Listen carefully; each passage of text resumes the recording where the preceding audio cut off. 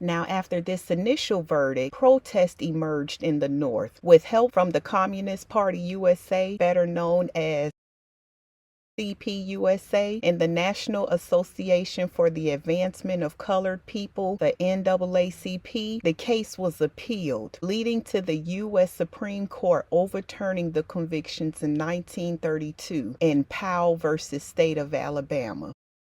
The retrial was moved to Decatur, Alabama before Judge James Horton.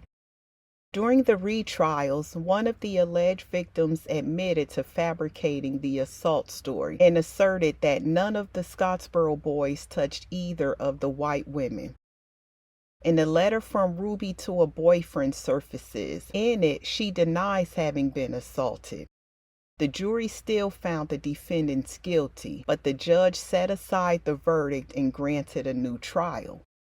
For the third time, a jury, now with one African American member, returned a guilty verdict. The case was sent to the Supreme Court on appeal. It ruled that African Americans had to be included on juries in ordered retrials.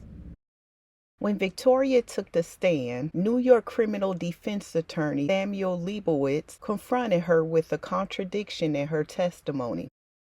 She exclaimed, sticking a finger in the direction of defendant Haywood, and I quote, "One thing I will never forget is that one sitting right there assaulted me."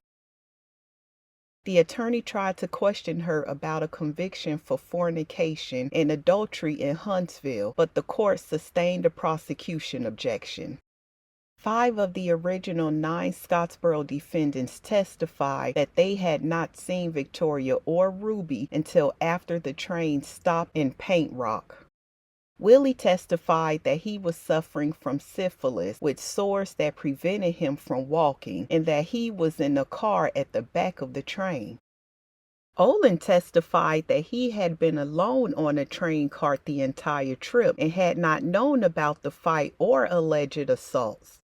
In turn, Ozzie said while he was not a participant, he had seen the fight with the white teenagers from his vantage point between the boxcars where he had been hanging on. He said he saw the white teenagers jump off the train. Willie, Olin, and Ozzie all denied that they had known each other or the other defendants before that day. Andy, Eugene, and Haywood testified that they had previously known each other, but had not seen the women until the train stopped in Paint Rock.